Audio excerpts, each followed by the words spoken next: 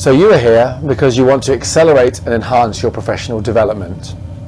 You want to rise above your colleagues, turbocharge your career, think like a chairman, lead like a CEO, and truly maximize your earning potential. And I don't blame you. I will show you a way to do these things that you will not find anywhere else, anywhere, unless you spend the next 10 years or so training to become an airline captain. And the good news is I'm going to share those secrets with you during this webinar.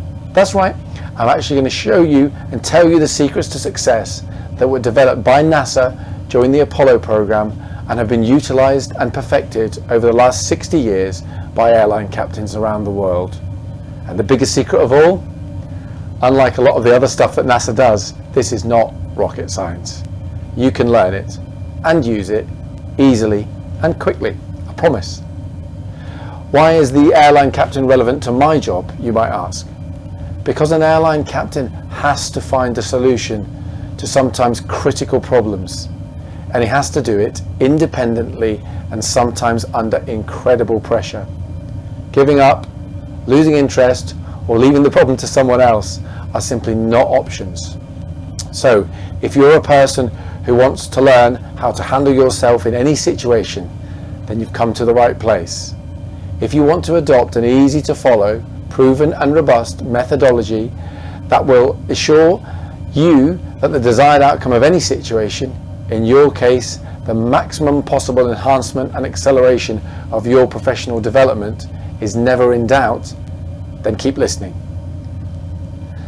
So back in the 1950s, NASA recruited a bunch of gung-ho, fearless, motivated and highly capable individuals to what would become America's first astronaut program. But they very quickly realized that they had a problem.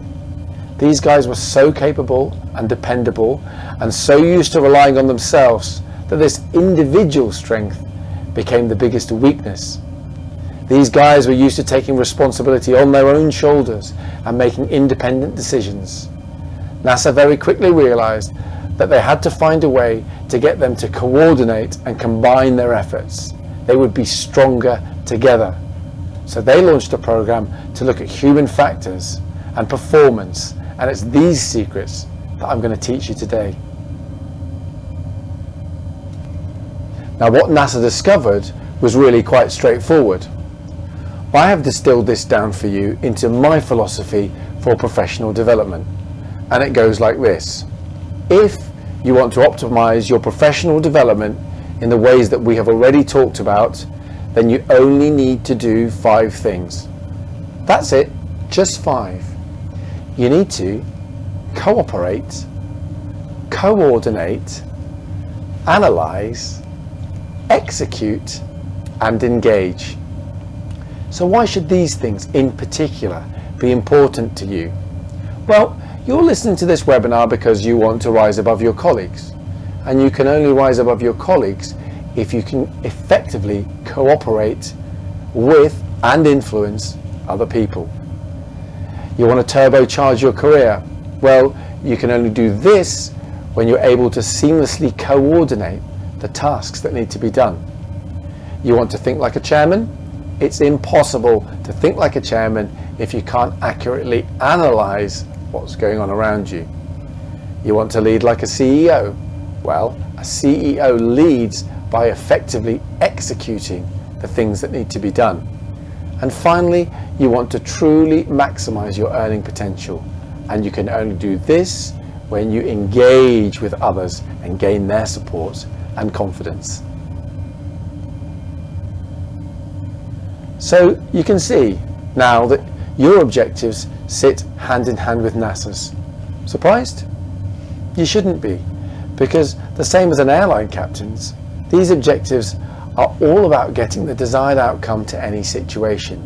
In your case, enhancing and accelerating your professional development. I promise you that when you adopt these 5 simple principles, then your career is only going in one direction, up. It might sound simple, and it is, by the way, but very few people ever put these 5 things together, and putting them together is absolutely key, as we'll see. These elements have to be incorporated together to be super effective. And super effectiveness is what we're after every time, without exception. People at the top of the food chain settle for nothing less. So let's do it. Let's go into the flight deck. Welcome to my office.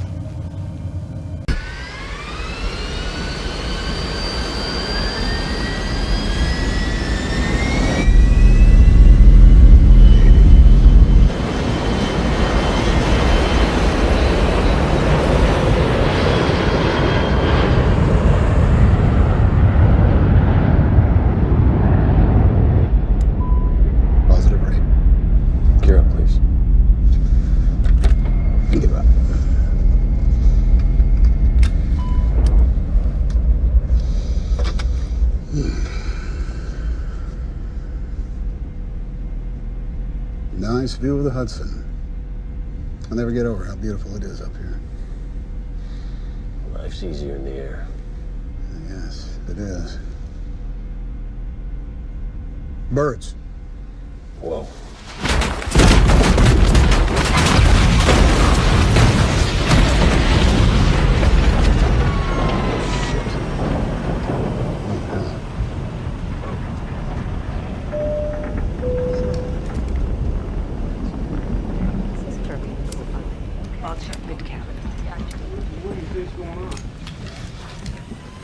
It's okay. Everyone, might be a good idea just to keep your seatbelts on. You got one rolling back. You got both of them rolling back.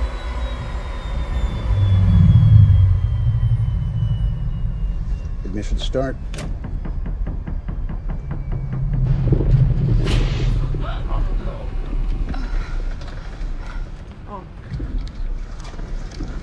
I'm starting the APU.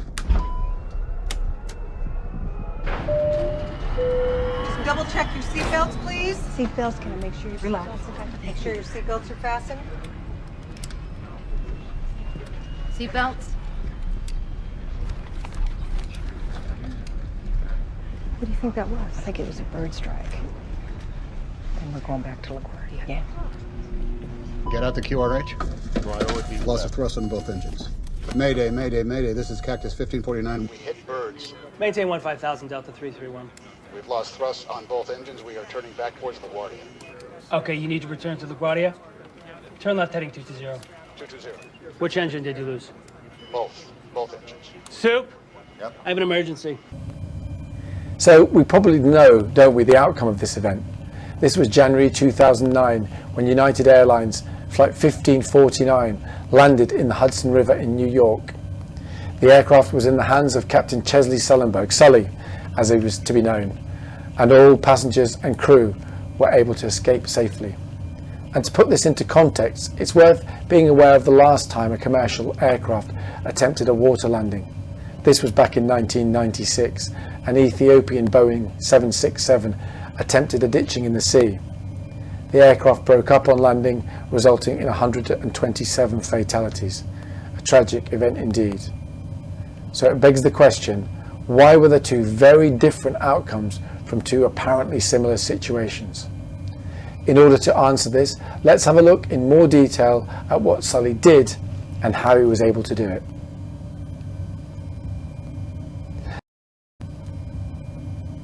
So the first element in my theory for professional development is a requirement to cooperate with and sometimes lead other people.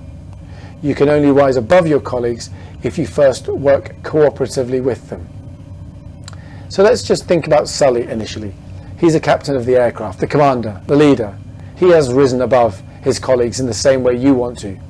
But how did he get there? He started somewhere, right? Where? At the bottom of the pile, in a flying school somewhere. So how did he begin the journey of rising up to be one of the most celebrated pilots of all time?